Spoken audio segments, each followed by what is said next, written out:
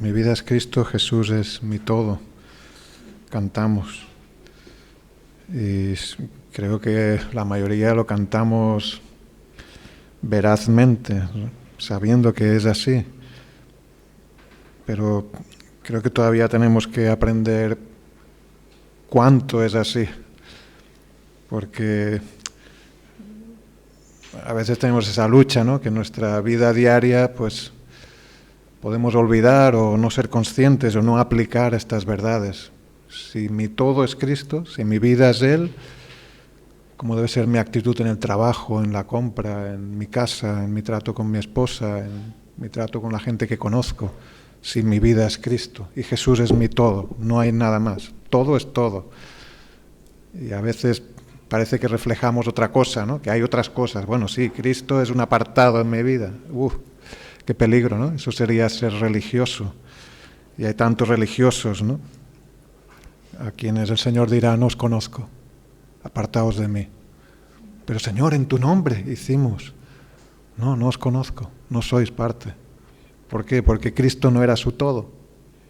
Era una parte, quizá, a su manera. Pero el Señor nos muestra que sí, Él es todo. Él es nuestra vida. Y a medida que nos acercamos a su palabra, vemos que, pues es verdad, pues sí, es mi todo, es que sin Él estoy perdido, es que no puedo hacer nada, no soy nada. Así que, pues vamos una vez más a acercarnos a su palabra para abrirnos a su influencia y permitir que Él siga obrando. Vamos a pedírselo en oración. Señor, te damos gracias por tu palabra preciosa, por el privilegio de poder acercarnos a ti en oración, también en este momento, sabiendo que tú nos hablas por medio de ella para hacer tu obra, para confirmar quién eres tú en nuestras vidas y para que tus decretos, tu voluntad se sigan cumpliendo en tu tiempo y conforme a tus propósitos. Señor, en tus manos estamos y queremos voluntariamente ceder y rendirnos ante ti y, Señor, ser obedientes y diligentes en todo aquello que tú nos muestres y nos mandes. Señor, a ti sea la gloria en esta mañana, en el nombre de Jesús. Amén. Amén. Gloria a Dios. Pues vamos a buscar en el libro de Génesis, capítulo 21. Este capítulo 21, pues, es el final de un año muy intenso que vivieron Abraham y Sara y donde se cumplió por fin aquello que había sido anunciado hacía ya tantos años, pero que era promesa de Dios y se iba a cumplir. Y no leeremos todo el pasaje, solo hasta el versículo 13 del capítulo 21 de Génesis, donde dice así: visitó Jehová a Sara, como había dicho, e hizo Jehová con Sara como había hablado. Y Sara concibió y dio a Abraham un hijo en su vejez, en el tiempo que Dios le había dicho. Y llamó a Abraham el nombre de su hijo que le nació, que le dio a luz Sara, Isaac. Y circuncidó a Abraham a su hijo Isaac de 8 días, como Dios le había mandado. Y era Abraham de 100 años cuando nació Isaac su hijo. Entonces dijo Sara: Dios me ha hecho reír, y cualquiera que lo oyere se reirá conmigo. Y añadió: ¿quién dijera a Abraham que Sara habría de dar de mamar a hijos? Pues le he dado un hijo en su vejez. Y creció el niño, y fue destetado, e hizo Abraham gran banquete el día que fue destetado Isaac. Y vio Sara que el hijo de Agar, la egipcia, el cual ésta le había dado a luz a Abraham, se burlaba de su hijo Isaac. Por tanto dijo a Abraham: echa a esta sierva y a su hijo, porque el hijo de esta sierva no ha de heredar con Isaac, mi hijo. Este dicho pareció grave en gran manera a Abraham a causa de su hijo. Entonces dijo Dios a Abraham: no te parezca grave a causa del muchacho y de tu sierva. En todo lo que te dijere Sara, oye su voz, porque en Isaac te será llamada descendencia. Y también del hijo de la sierva haré una nación. porque es tu descendiente. Amén. Gloria a Dios. La palabra del Señor es infalible, es perfecta. Nos muestra lo que ocurrió, pero nos muestra también la intención, la voluntad de Dios, sus propósitos y sus promesas, cómo se cumplen. Vemos que este pasaje empieza de una manera pues enfatizando muchísimo que aquí lo que estaba ocurriendo era ni más ni menos que lo que Dios había dicho y lo que Él había hablado. Mirad cómo empieza, ¿no? Visitó Jehová a Sara como había dicho. ¿Quién había dicho? Dios, que lo haría. ¿Y qué pasó? Que lo hizo, evidentemente, por supuesto. E hizo Jehová con Sara, ¿cómo? Como había hablado. Como Dios había dicho, así hizo con Sara. Y Sara concibió y dio a Abraham un hijo en su vejez. ¿Cuándo? En el tiempo que Dios le había dicho. O sea, todo sucedió tal como el Señor había dicho. Todo se cumplió al pie de la letra, como siempre. Como siempre que el Señor dice algo, se cumple al pie de la letra. Son promesas y son fieles. El Señor es el único que puede decir, prometo que esto va a ser así. Y va a ser así. Yo puedo decirlo, ¿no? Te prometo que mañana nos vemos. ¿Será así? Pues no sé. Yo me gustaría, pero no lo sé. Pero cuando Dios dice algo, es así, siempre, se cumple. Al pie de la letra. Dios es fiel a su palabra, siempre. Sus promesas son seguras, todas, 100%. Si Dios lo ha dicho, así es y así será. Aunque las circunstancias parezcan indicar lo contrario, como aquí. Aquí las circunstancias apuntaban a que no, que cómo va a ser a una mujer anciana, estéril de toda la vida, dar a luz un hijo. ¿Eso es posible? Humanamente no. Pero Dios dijo que sí, que iba a dar a luz. Pues eso va a ser. Dios a veces puede parecernos que las cosas que Él ha prometido son, pues, que no son conforme a las circunstancias. El Señor es mi pastor, nada me falta, nada me faltará, nada me falta. ¿Te falta algo? Según la palabra, no. Si eres oveja del pastor, no te falta nada, nada, no te falta nada. Pero a veces puede parecernos que nos faltan cosas. Uy, si yo tuviera, bueno, pues eso no te falta, no te hace falta, eso es si yo tuviera, porque lo que necesitas, lo que el pastor sabe que necesitas, lo tienes, porque el Señor es mi pastor y Él cuida de mí, nada me falta. Sus promesas son fieles, son seguras, aunque no lo veamos claro, aunque todo el mundo diga lo contrario, aunque las circunstancias apunten a otra cosa. Y Abraham y Sara estaban aprendiendo que esto es así, que confiar en la palabra de Dios es mejor que cualquier otra cosa. Es importante que creamos que Dios es fiel, que Él cumple sus promesas. Sí, claro que es importante. ¿Lo creemos? Yo creo que sí, que creemos que Dios es fiel. Pero es que nuestra vida depende de ello. Tu vida, la mía, la de todo ser humano, depende de cuánto confíe en que la palabra de Dios es veraz y es fiel. No solo la salvación y la vida eterna, tu salvación depende de si confías en lo que Cristo ha hecho por ti. Si no confías, pues no eres salvo. Si confías, te arrepientes y crees en lo que Jesús hizo por ti, eres salvo.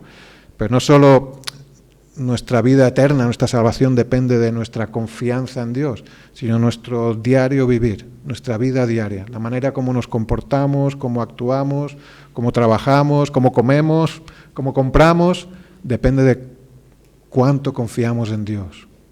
Si no confío en Dios y me dicen que hay una pandemia, un coronavirus, y cuando la gente salga a comprar papel de váter, pues yo también iré a comprar papel de váter, porque es lo que las circunstancias indican, ¿no? Que hay que comprar papel de váter antes de que se acabe. Pero si confío en Dios, pues descansaré en Él.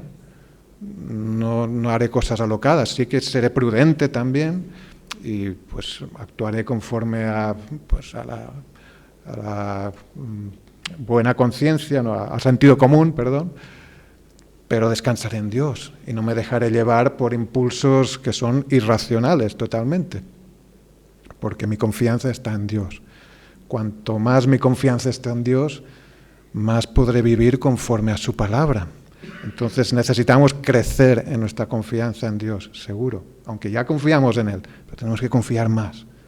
¿Por qué nos afanamos? ¿Te afanas alguna vez por algo? ¿Te preocupa algo? Estoy seguro que sí. Bueno, yo lo digo por mí, a mí sí, me preocupan muchas cosas. Y a veces más de lo necesario, a veces más de lo que debería. ¿Por qué? Porque no confío en Dios suficiente. Si confiara lo suficientemente en Dios, podría descansar, podría dormir mejor, seguro. Tengo que crecer en mi confianza en Dios, tengo que descansar en Él, tengo que creer que su palabra es verdad, aunque todo parezca indicar lo contrario. Según mi confianza, viviré de una forma u otra, y al revés. Mi forma de vivir refleja cuánto confío en Dios. Lo que hagas esta tarde, después de comer o durante la comida, la velocidad a la que comas, a lo mejor, todos los detalles de tu vida demuestran cuánto confías en Dios, de una forma u otra, ¿no? Bueno, tampoco vamos a ir a tanto detalle, pero sí, nuestra actitud, nuestra vida refleja nuestra relación con Dios. ¿Dónde está nuestra confianza? Y yo sé que si estamos aquí, si estáis aquí esta mañana, es porque confiamos en Dios y queremos crecer en esa confianza, en nuestra fe en Él. Y lo necesitamos, porque somos débiles, estamos expuestos a muchas influencias, a muchos peligros en nuestro peregrinaje. Sabéis que Abraham se consideraba un peregrino, un extranjero, aunque estaba en la tierra que Dios le había prometido, que Dios le había dicho. Él dijo al final de sus días, aquí estoy viviendo como peregrino, extranjero. Él esperaba algo mejor de parte de Dios.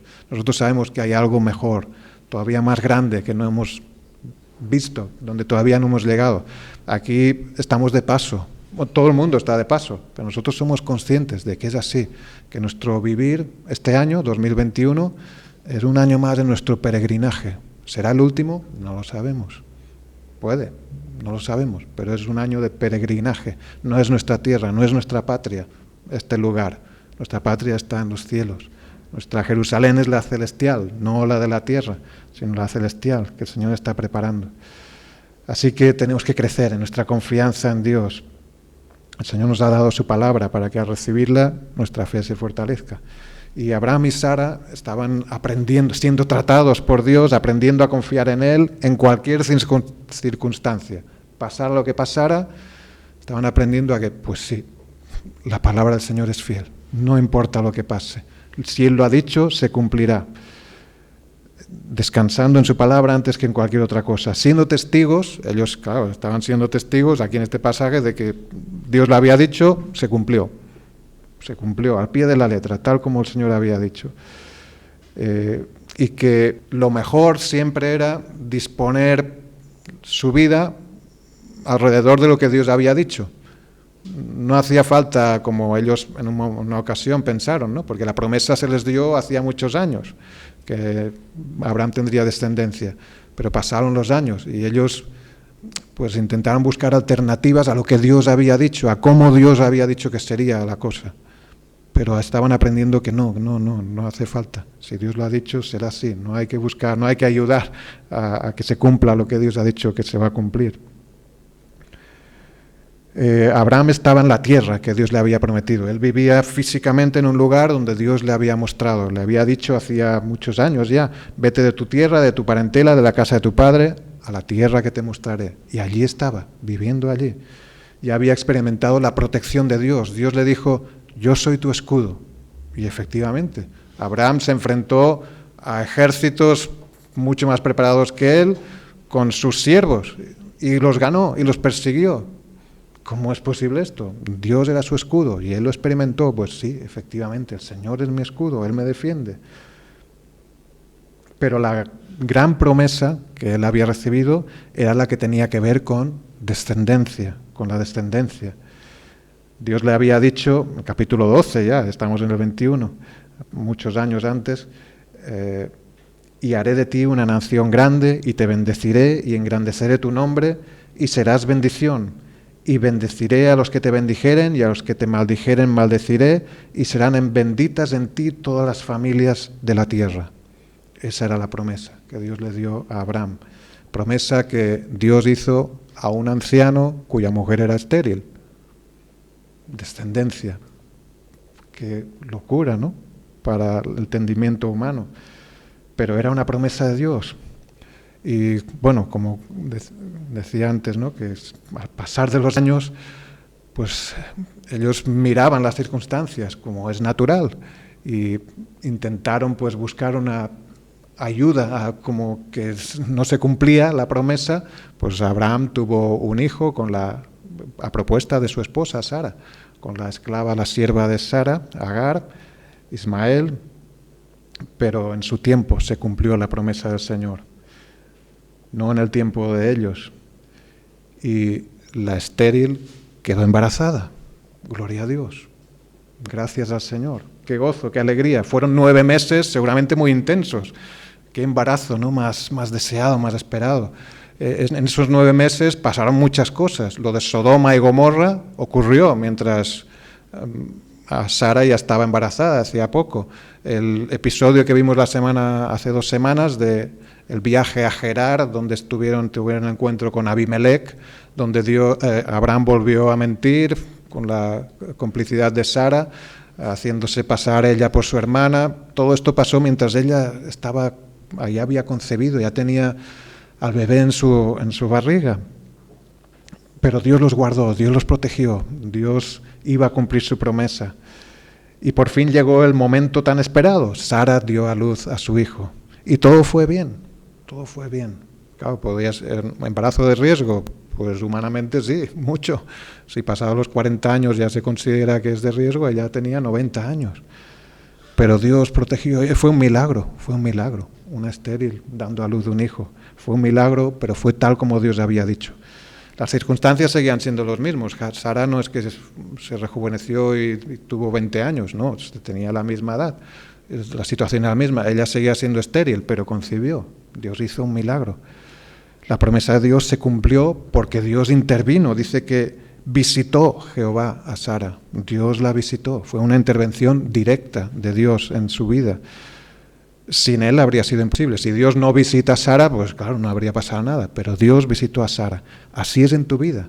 Lo que ha pasado en ti, si crees en Jesucristo como tu Salvador, es porque Dios te visitó personalmente, directamente. Él intervino en tu vida. Si no, ¿de qué íbamos a ser nosotros el que busca a Dios? Si no hay ninguno que le busca. ¿De qué íbamos a ser nosotros los que deseamos hacer la voluntad del Señor? Si ninguno desea hacerla, dice la palabra. Eso es porque Dios intervino en nuestra vida directamente y nos salvó, nos dio vida. Estábamos muertos en nuestros delitos y pecados, espiritualmente anulados, a cero. Pero el Señor nos visitó y nos dio vida. Fue su intervención directa. No hay otra forma posible. El pecado nos cegaba.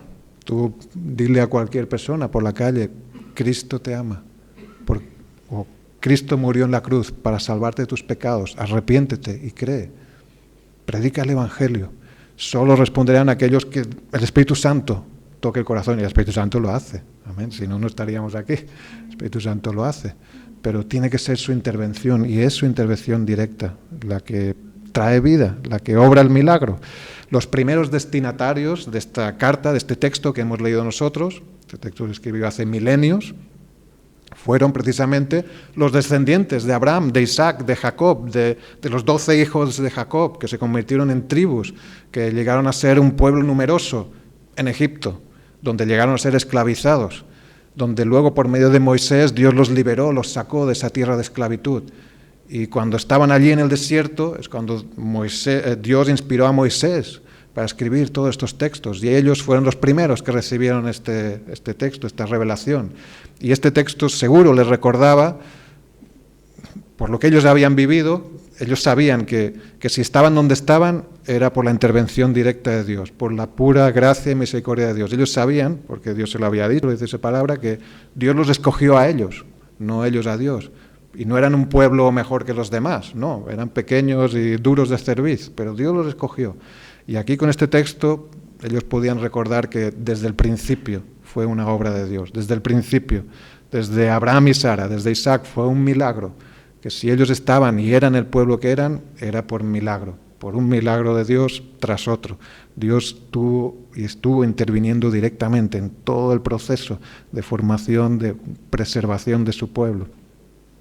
Ellos eran descendientes de Abraham y sabían que eran lo que eran por la gracia de Dios, por milagro. Si estamos vivos, si estás vivo, es por milagro. La vida es un milagro. Si estás vivo, si respiras, podemos respirar, aún con máscaras también. pero es un milagro. Si sigues vivo, es un milagro. Si crees en Jesucristo como tu Salvador, es un milagro. Dios lo ha hecho, ha intervenido directamente en tu vida, en tu alma, en tu espíritu. Te ha amado de tal forma que ha dado a su Hijo por ti, por tus pecados. Es un milagro. Si no estás seguro, pero yo no estoy seguro si Dios ha hecho un milagro de ese calibre en mi vida, pero quiero saberlo, quiero estar seguro. Si quieres estar seguro y quieres saberlo, eso ya es intervención de Dios en tu vida. Tienes que seguir adelante, caminar hacia eso, querer saberlo, pedir, clamar a Dios, seguir creciendo. Si ya sabemos que Dios ha hecho un milagro en nuestras vidas y estamos seguros, tenemos que seguir creciendo, seguir avanzando, confiando en Dios, pidiéndole que Él fortalezca nuestra fe en Él. Lo primero que hizo Abraham cuando ocurrió el milagro, el nacimiento, fue ser obediente. Lo hemos visto en el texto, ¿no? Seguir las instrucciones de Dios al pie de la letra. ¿Cómo le vamos a llamar? Isaac. Eso venía de, tienes un juego de palabras. Isaac, la palabra Isaac tiene la misma raíz que risa, porque inicialmente a Sara se le escapó la risa como de incredulidad ante el anuncio de que ella iba a concebir, pero luego esa risa para Abraham fue una risa de gozo, y aquí realmente se confirma con una risa de alegría, de gozo. Pero ese nombre, Isaac, fue Dios que le dijo a Abraham, le llamarás Isaac. Sara tendrá un hijo y le llamarás Isaac. Y eso fue lo que hicieron. Nació, ¿qué nombre? Isaac. ¿Qué más hizo después? Circuncidarle al 8º día. Ese era el pacto que Dios había hecho con él, la circuncisión al 8º día, pues al pie de la letra. Fue obediente Abraham. Hizo lo que Dios le había dicho que tenía que hacer, tal como Dios se lo había dicho. La obediencia no es opcional, no es opcional. La obediencia va ligada, va junta con nuestra confianza, nuestra fe en el Señor. Si me amáis, guardad mis mandamientos. ¿Qué tiene que ver el amor con la obediencia? Todo. En Cristo todo. Porque la verdadera libertad no consiste en hacer lo que me da la gana. Porque lo que me da la gana es muy engañoso. ¿Qué es lo que me da la gana? Pues a veces esto, a veces es lo otro, porque lo que me da la gana viene del corazón, que es engañoso y perverso más que todas las cosas. La verdadera libertad es hacer lo mejor, lo que más conviene, y esa es la voluntad de Dios, esa es su palabra, y obedecerle es realmente ser libre. Jesucristo era libre cuando estaba aquí en la tierra, pues claro que era libre, Él era Dios, pero ¿Él qué hacía? Solo lo que oía del Padre, solo lo que veía que el Padre hacía. Él era obediente 100% y libre 100%. Nosotros tenemos el falso concepto ese, ¿no? De lo que me da la gana. Eso no, eso es ser esclavo de tus emociones que son cambiantes, que pueden ser de una manera ahora y dentro de unos segundos de otra. Pero hacer la voluntad de Dios es hacer lo que sabemos que es correcto, aunque sea negarse a sí mismo. ¿Cómo puede ser? ¿Negarme a mí mismo es ser libre? Sí. Porque todavía tienes una naturaleza que lucha contra el pecado. Y negarte contra a ti mismo es afirmar a Dios, afirmar al santo, al justo, al bueno en mi vida, afirmar que su palabra es la que conviene y la que me bendice. Pero la obediencia es una decisión, tenemos que decidir, hay que tomar decisiones. Podemos obedecer o desobedecer en ocasiones, y lo sabemos por experiencia, y es una decisión diaria, casi continua, ¿no? Hay muchas decisiones que tomamos automáticamente porque ya o tenemos vicios o estamos acostumbrados o no somos conscientes. Que el Señor nos ayude, ¿no? Seamos como David, ¿no? Señor, examina mi corazón, ve si hay en mí camino de perversidad, cosas que no me estoy dando cuenta y te ofenden y estoy siendo una ofensa en lugar de un verdadero adorador en espíritu y en verdad. Pero la obediencia es parte de nuestro caminar, nuestra vida en el Señor, de nuestro amor por Él. Si me amáis, guardad mis mandamientos. Por eso debemos conocerle más, porque cuanto más le conoces, más le amas. ¿Cómo puedo amar más al Señor? Conociéndole. ¿Cómo? Por medio de la palabra, por medio de la oración. Y otra cosa que hicieron aquí, Sara, sobre todo lo vemos en Sara, es dar testimonio. Sara dio testimonio, reconoció a Dios por lo que Él había hecho, por lo que Dios había hecho en su vida. Su risa ya no era de incredulidad, aquí era de gozo. Ella habla de reír, ¿no? Era un gozo, y además era un gozo para ser compartido. Mira el versículo 6, ¿no? Dice, entonces dijo Sara, Dios me ha hecho reír. Dios me ha hecho reír. No es que yo me he reído cuando he oído, que eso es lo que pasó al principio, ¿no? Cuando he oído lo que Dios iba a hacer. No, Él me ha hecho reír. Esa ya es una risa de gozo, una alegría que el Señor da por lo que Él ha hecho, por lo que Él dijo que haría y ha hecho. Porque nadie hubiera dicho lo que iba a pasar, ¿no? Como ella dice. Dice aquí, versículo 7, y añadió, ¿quién dijera a Abraham, o quién hubiera dicho, dice otra, las Biblias Américas, que Sara habría de dar a mamar a hijos? Pues nadie lo hubiera dicho, nadie. Porque si es anciana y es estéril, ¿quién hubiera dicho que ella iba a tener hijos? Nadie. Pero alguien lo dijo, sí, Dios lo dijo. Dios dijo que sí, que ella iba a tener hijos. O sea que es como una pregunta cuya respuesta inmediata es, ¿quién hubiera dicho? Pues Dios lo dijo y Dios lo cumplió. Y como dice, bueno, el versículo de antes, ¿no? Y cualquiera que lo oyere ahora se reirá conmigo. Era una alegría, un gozo para ser compartido, para que cualquiera que pudiese oírlo pudiera alegrarse de que Dios ha hecho lo que prometió. Dios ha hecho que suceda lo que Él dijo que haría. Tenemos que dar testimonio también de lo que Dios ha hecho en nuestras vidas, así como Él ya dio testimonio, aquí queda registrado en la palabra, ¿no? De lo que Dios ha hecho en nosotros. Recordáis cuando, en varias ocasiones, pero en una muy clara, ¿no? Cuando Jesús sanó a ese endemoniado que tenía una legión de demonios dentro de él, el endemoniado gadareno. Pues cuando este hombre se vio libertado, tenía un agradecimiento tan grande a Jesús que se agarró a él y quería seguirlo. Pues yo me voy contigo, ¿dónde vas? Y el Señor no se lo permitió. Qué cosa más extraña, ¿no? Dice, no hace falta que lo busquéis, pero en Marcos 5:19 dice, mas Jesús no se lo permitió. No, ahora no me sigas. Le dije, sino que le dijo, vete a tu casa,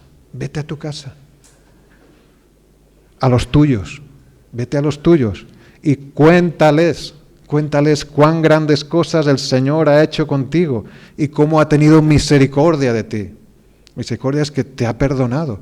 No es que tú eras solo, mira, un endemoniado pobrecito.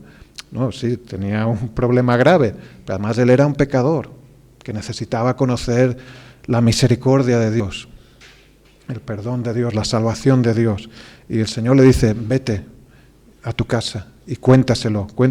Y dice que él se fue y comenzó a publicar en Decápolis, la ciudad, cuántas grandes cosas había hecho Jesús con él. Él le dice el Señor y él cuenta, Jesús ha hecho conmigo. Y todos se maravillaban, gloria a Dios. Ese era su testimonio. Esto es lo que Dios ha hecho conmigo. Como el ciego, ¿no? Yo no sé que antes era ciego y ahora veo. Y Él lo ha hecho. Él ha hecho.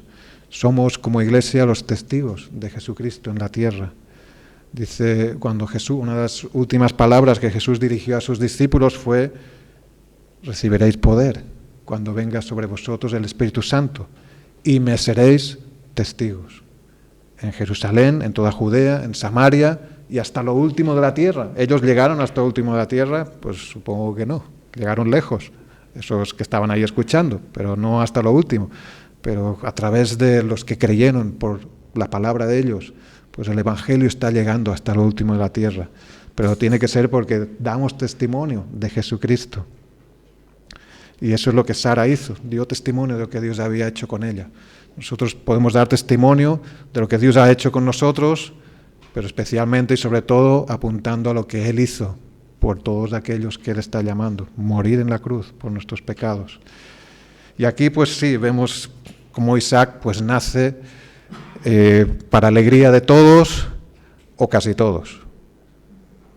Eso es lo que pasa, ¿no? Y eso es lo que sigue pasando. Cuando fue destetado, es decir, a los 2-3 años, cuando dejó de mamar, dice la palabra aquí, su padre hizo un banquete, porque se alegraba y eso era una oportunidad, una ocasión que se celebraba, pero en este caso era más especial todavía, porque era el hijo de la promesa, el hijo fruto de un milagro del Señor, una gran celebración. Había que celebrarlo, había que celebrar que este niño estaba bien, que estaba creciendo, que era el fruto de la promesa de Dios. La promesa se había cumplido y Abraham y Sara tenían descendencia. Allí estaba Isaac y estaba bien. Debemos celebrar lo que Dios ha hecho por nosotros. Hoy lo hacemos. Cuando nos reunimos, celebramos a Cristo, celebramos su salvación, celebramos que Él es Dios, que Él sigue y seguirá en el trono por siempre, que Él es digno de ser adorado. Y debemos hacerlo hoy y cada día. Pero no todos se alegran, no todos se alegran de cuando se celebra a Dios, de cuando se hizo esta fiesta, ¿no? No todos se alegraron con la llegada de Isaac. Dice el texto que Sara vio que Ismael, que tenía 14 años, seguramente, en ese momento, el adolescente de la familia, se burlaba de Isaac, que tenía 2-3 años. Claro, para Agar, la sierva de Sara, pues la cosa no pintaba tan bien como ella habría previsto, seguramente. La situación había cambiado desde el nacimiento de Isaac. De ser la madre del único heredero de Abraham, del único hijo de Abraham, pues pasa a ser otra vez pues, la sierva, y el heredero ya no está claro quién es para ella, porque hay otro que es hijo de Sara, de la esposa de Abraham. Y claro, cuando ella quedó embarazada de Ismael, dice la palabra, y lo sabemos por lo que hemos leído, que ya miraba con desprecio a Sara, como diciendo, pues, tú no, pero yo sí, yo le he dado un hijo a él, y mi hijo será el heredero, en él serán benditas todas las naciones, en él. Pero no era así, eso no era lo que Dios había dicho. Y eso ya produjo, pues, esa fricción, y bueno, ella fue echada, luego Dios la volvió a traer, bajo la cobertura, la bendición de esa familia que Dios estaba bendiciendo. Pero aquí la cosa se pone, según ella, según su manera de ver, aún peor, porque ahora hay otro, un rival para su hijo Ismael, ¿no? Probablemente esos sentimientos de envidia, pues los percibió, y claro, Ismael se dio cuenta de esto, y seguramente ella hablaría, pues mira,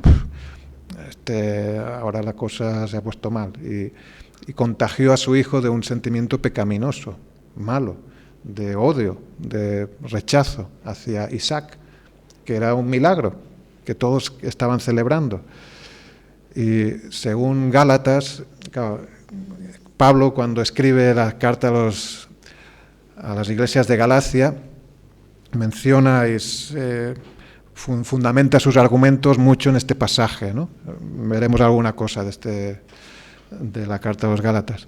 Pero Pablo añade a que no solo se burlaba Ismael de Isaac, sino que lo perseguía, ¿no? Y usa esta palabra, lo perseguía, o sea, quería dañarlo, quería mal para Isaac. Qué triste, ¿no? Pues era un niño, un bebé todavía. Pero que es real, ¿no? Que este tipo de persecuciones, de envidias existen. Y cuando Pablo escribe esta carta a las iglesias de Galacia, claro, él usa este pasaje histórico, real, para enseñarnos verdades espirituales que nos afectan ahora, hoy en día. Por eso él escribe, bueno, afectaban a los cristianos del primer siglo y nos afectan todavía hoy. Y la carta a los Gálatas es principalmente una exhortación a permanecer en la fe, que por fe recibimos el Evangelio, pues por fe tenemos que seguir caminando, que no es por obras, es por fe, por confianza en el Señor. No vamos a confiar en las obras de la carne, sino en el Evangelio, en la buena nueva, en lo que Cristo ha hecho por nosotros. Cada día, no solo el día que nos convertimos, sino cada día. Esa es la exhortación, ¿no? Ahí en esas iglesias había los judaizantes, que eran los que decían, bueno, sí, habéis creído en Jesús como el Mesías, pero hay que circuncidarse, la ley hay que seguir cumpliéndola. Y Pablo dice, no, eso ya está cumplido en Cristo.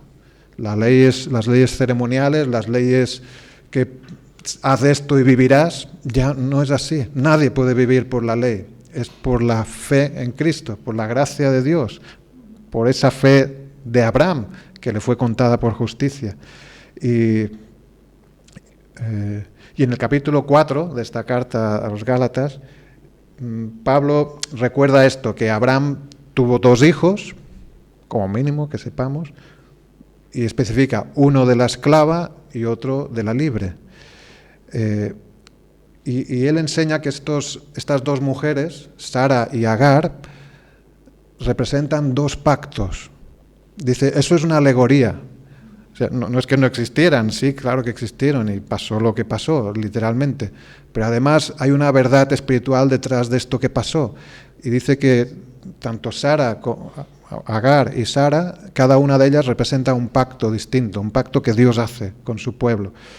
Y lo que Pablo enseña es que el primer pacto, el de Agar, el de la esclava, dice que es el pacto del Sinaí, que esto aquí no había pasado todavía en el capítulo 21 de Génesis. Esto se refiere a los que estaban leyendo la primera vez o escuchando este texto, ellos sí que sabían de qué iba esto, porque ellos eran el pueblo de Israel que fue llevado al desierto, y en el desierto hay una montaña que se llama Sinaí, y allí fue donde Dios le dio a Moisés la ley, el pacto de la ley, donde Dios le reveló a Moisés y al pueblo: esta es mi voluntad, esta es mi ley, esto es lo que debéis hacer, haz esto y vivirás. Ese es el pacto de la ley. Y dice Pablo que Agar representa ese pacto, la esclava, y lo especifica así, representa ese pacto. Y ese pacto es: el que hiciere estas cosas vivirá por ellas. Esto está en Gálatas 3:12. ¿Y qué hace la ley?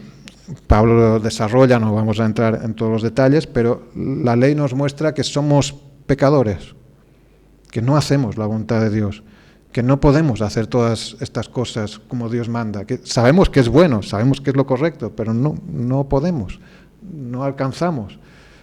¿Por qué? Porque somos esclavos del pecado y estamos bajo maldición. Dice también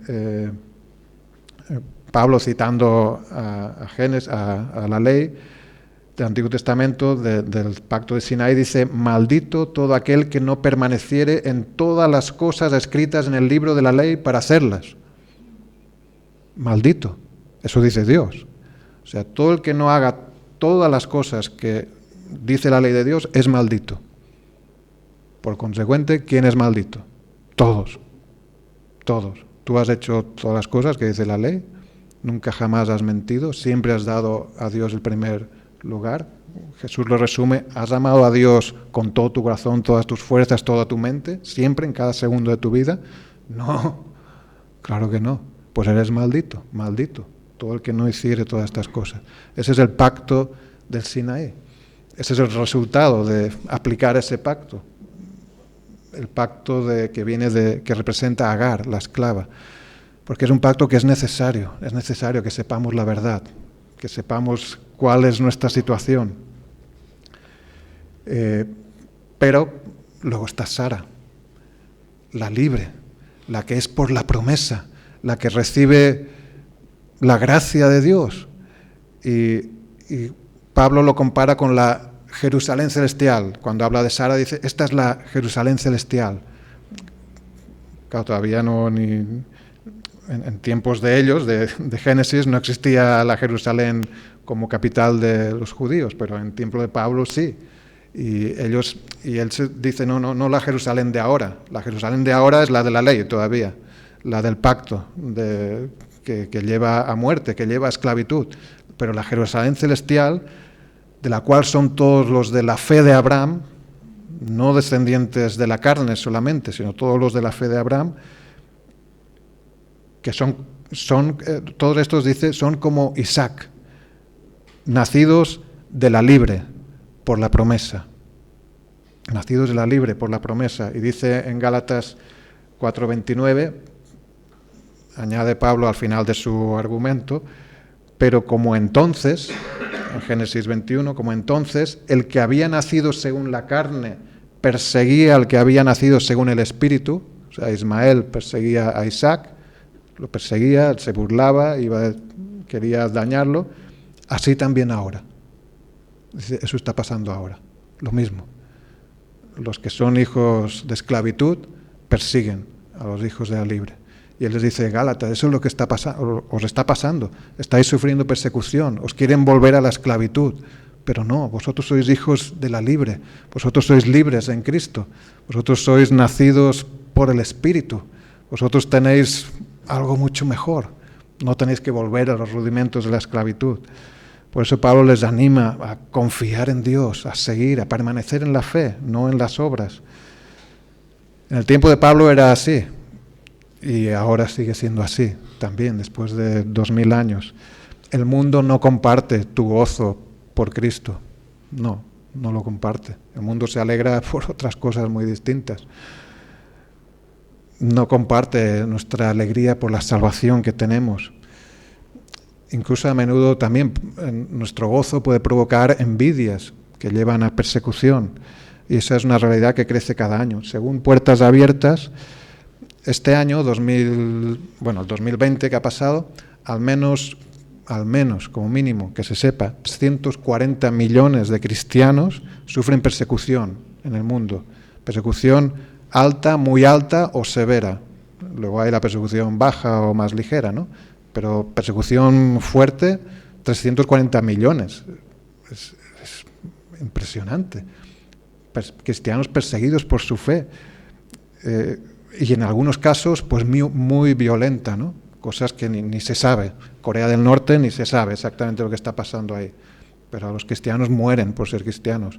Se ve que ahora me parece que es la hermana del que era presidente, el que está llevando las funciones de la presidencia, y leía ayer en un informe de Puertas Abiertas, que la clase que tienen los niños desde primaria, desde pequeños, de 30 minutos al día de adoctrinamiento político, pues la han pasado a 90 minutos, 1 hora y media, desde pequeñitos. Claro, los padres de los niños ni se atreven a hablarles los padres cristianos convertidos de niños, ni se atreven a hablarles a sus hijos del Evangelio, porque si sus hijos están entrenados para que a la que se enteren de que algún padre es cristiano, denunciarlo al profesor, y el profesor a la policía, y el padre al campo de concentración, como mínimo, o asesinado o ejecutado. Cosas terribles, ¿no? ¿Cómo puede ser, no? Pero hay persecución, sí. Pero somos hijos de la libre, tenemos libertad en Cristo. Pablo continúa citando la Escritura, y si queréis mirarlo, y miramos este versículo en Gálatas, sin perder Génesis si queréis, en Gálatas 4, para terminar el pasaje donde Pablo usa este capítulo 21 de Génesis. Y Pablo cita lo que Sara dijo a Abraham en Gálatas 4:30, y mirad cómo lo pone, ¿no?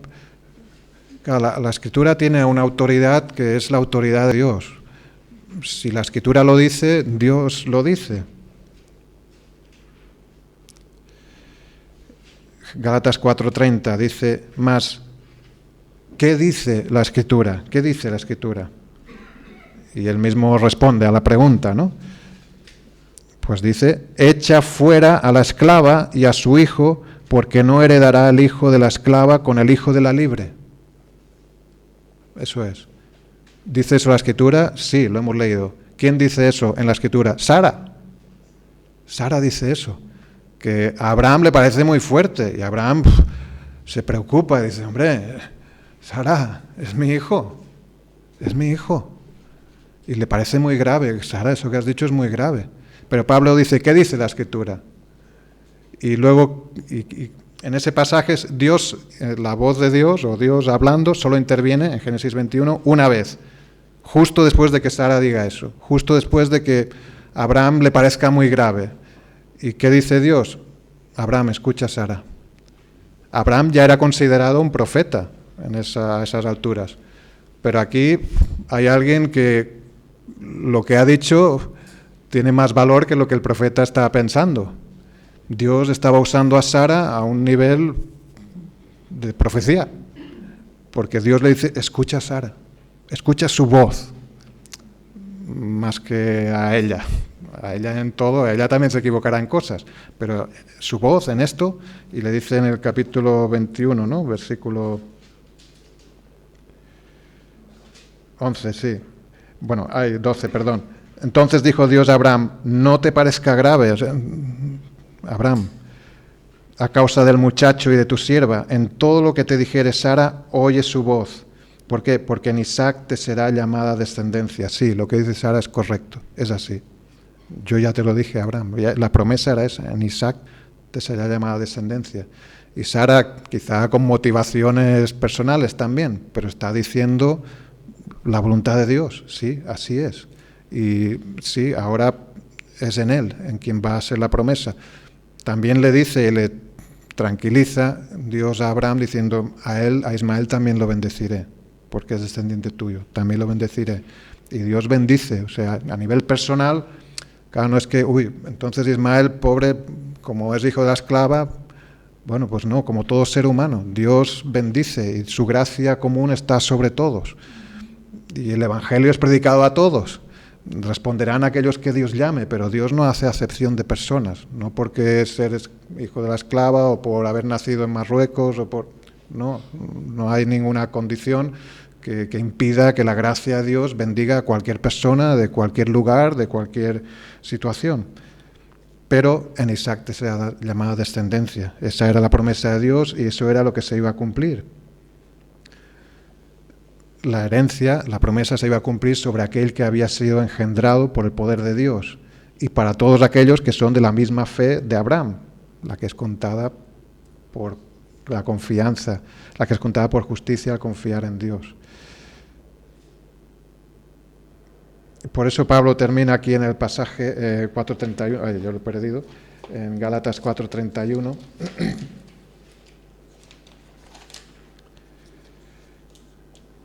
Diciendo, de manera, hermanos, que no somos hijos de la esclava, sino de la libre. Se está diciendo a hermanos que no eran ni judíos, pero eran de aquellos que fueron benditos, que en Abraham fueron benditos todas las familias de la tierra, ellos eran parte de esas familias que estaban siendo bendecidas por la promesa que Dios hizo a Abraham. Gloria al Señor.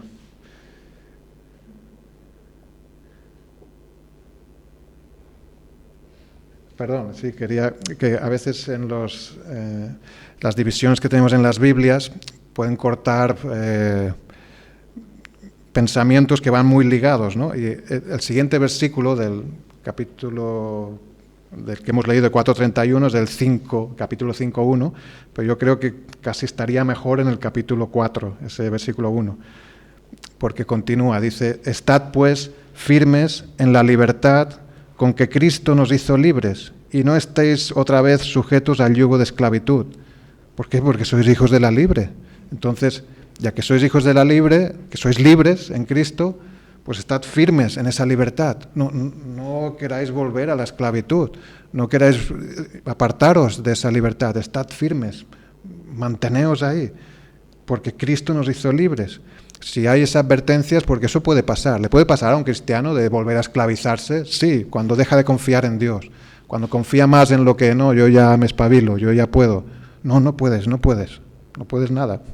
Sin Cristo no puedes nada. O lo que puedas es vano, no tiene valor, no tiene sentido. Es en Él, en la libertad con la que Él nos ha hecho libres. Antes éramos esclavos del pecado, y ahora Él nos ha hecho libres, pero debemos estar firmes, como dice aquí Pablo, ¿no? ¿Cómo? Confiando en Dios.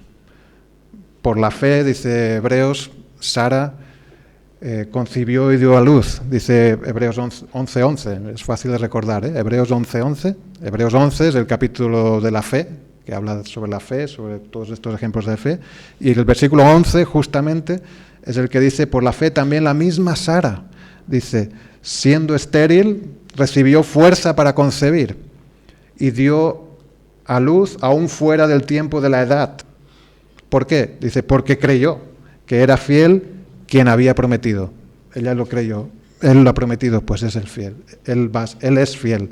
Al principio su fe era débil, pero su fe se fortaleció, porque Dios la fortaleció. Como ella y Abraham, nosotros también tenemos grandes pruebas de la fidelidad de Dios, de que sus promesas se cumplen. Sabemos que todas las promesas, todas las profecías de que el Mesías iba a venir, de que había un Mesías prometido, un descendiente del rey David, de Abraham, de Isaac, de Jacob y del rey David, se cumplieron. Jesucristo vino a esta tierra y Él fue el cumplimiento de todas esas profecías al pie de la letra que Dios había dejado por escrito, y se cumplieron en Él tantos detalles en la vida de Cristo, en su muerte, en su resurrección, en su ascensión, que fueron confirmadas por tantos testigos. Se cumplió todo al pie de la letra. Sabemos que Dios es fiel. La simiente, como dice Pablo en el capítulo anterior de Gálatas 3, la simiente de Abraham vino y pagó el precio de nuestra libertad, muriendo en la cruz por nuestros pecados. Cuanto más le conozcamos por medio de su palabra, por medio de la oración, más crecerá y se fortalecerá nuestra fe. ¿Cómo vamos a estar firmes? Pues confiando en Dios. Tenemos que crecer en esa confianza en Dios. Y también, como Abraham hizo, la obediencia, debemos examinar nuestras vidas y ver si estamos siendo obedientes realmente, si estamos desobedeciendo en algo. Como comentaba, ¿no? La verdadera libertad no es hacer lo que te da la gana. Eso no es ser libre. Eso es ser esclavo de tu corazón, que es engañoso. La verdadera libertad es hacer lo mejor, que es la voluntad de Dios. Y cueste lo que cueste, por nuestro bien y para su gloria. Y también dando testimonio, como ellos dieron testimonio, como Sara dio testimonio y quedó constancia aquí, que demos testimonio a un mundo hostil, sí, pero donde todavía hay muchos que el Señor va a salvar. Hay muchos que el Señor va a salvar. Hoy puede ser día de salvación para algunos de esos muchos. Y hoy puede ser un día en que Dios nos use para hablar, para dar testimonio de la esperanza que hay en nosotros, para que Dios haga ese milagro en otros. Y no olvidemos celebrar. Ellos también celebraron. Abraham celebró un banquete. Hubo algunas caras serias ahí, pero hubo celebración. Se celebró y debemos celebrar. Y aunque haya caras serias a nuestro alrededor, a veces yo soy la cara seria ahora que lo pienso, pero debemos celebrar, aprender a alegrarnos en Dios, sí, descansar en Él, gozarnos en Él. Él es fiel, cumple sus promesas, Él ha extendido su gracia y pues la obra de su Hijo nos ha incluido en la descendencia de Abraham, en quien son benditas todas las familias de la tierra. Un día celebraremos las bodas del Cordero, ¿os imagináis? No nos podemos imaginar, un poquito, pero seguro que nos estamos equivocando, nos quedamos muy cortos, pero celebraremos las bodas del Cordero y nadie nos podrá quitar nuestro gozo. Dice Jesús a sus discípulos, termino con este versículo, en un momento pues muy duro para ellos, muy triste, muy oscuro, la misma noche que fue entregado, pues Jesús les dice 22. También vosotros ahora tenéis tristeza, les dice. Ya lo sé, estáis tristes, pero os volveré a ver. Os volveré a ver y se gozará vuestro corazón y nadie os quitará vuestro gozo. Os volveré a ver, nos veremos. Nos vamos a separar ahora, pero nos volveremos a ver y nadie os quitará vuestro gozo. Eso es una promesa y Dios cumple sus promesas. Esa promesa se cumplirá. Para ellos, pero también para nosotros, los que hemos creído por la palabra de ellos. Volveremos a verle y nadie nos quitará nuestro gozo. Bueno, nosotros le veremos por primera vez, físicamente, ellos lo vieron. Nosotros le veremos a Él y le conoceremos y conoceremos cómo hemos sido conocidos, conoceremos la misericordia tan grande que ha tenido Dios con nosotros. Ya lo sabíamos que Dios era misericordioso, pero veremos que pues mucho más de lo que yo pensaba. Mucho más, su gracia es mucho más grande, su belleza es mucho más sublime, podremos verle y podremos celebrarlo y nadie nos quitará ese gozo. Gloria al Señor. Amén. Pues vamos a dar gracias al Señor y pedir que nos confirme en su palabra y en la fe que nos ha dado. Señor, te damos gracias por tu palabra, por tus promesas. Sabemos que tú cumples, porque eres fiel, cumples tus promesas, Señor, y que podemos descansar en ti. Te rogamos que nos ayudes a confiar para todas las cosas en ti, en tu palabra, en tu obra, Señor, y que podamos también ser obedientes en todo aquello que tú nos muestres. Señor, ayúdanos a ser diligentes, a poder realmente tomar en serio tu palabra, Señor, y y también poder ser instrumentos en tus manos para dar testimonio a otros. Señor, guíanos, ayúdanos, que tu Santo Espíritu que has enviado para continuar la obra de tu Hijo en nuestras vidas, pues siga obrando, Señor, y siga edificándonos en tu iglesia. Señor, sé tú glorificado a través de nuestras vidas, Señor, y que podamos celebrar cada día que tú eres el camino, la verdad y la vida, que tú cumples tus promesas. Gracias te damos, Señor, en el nombre de Jesús. Amén. Amén.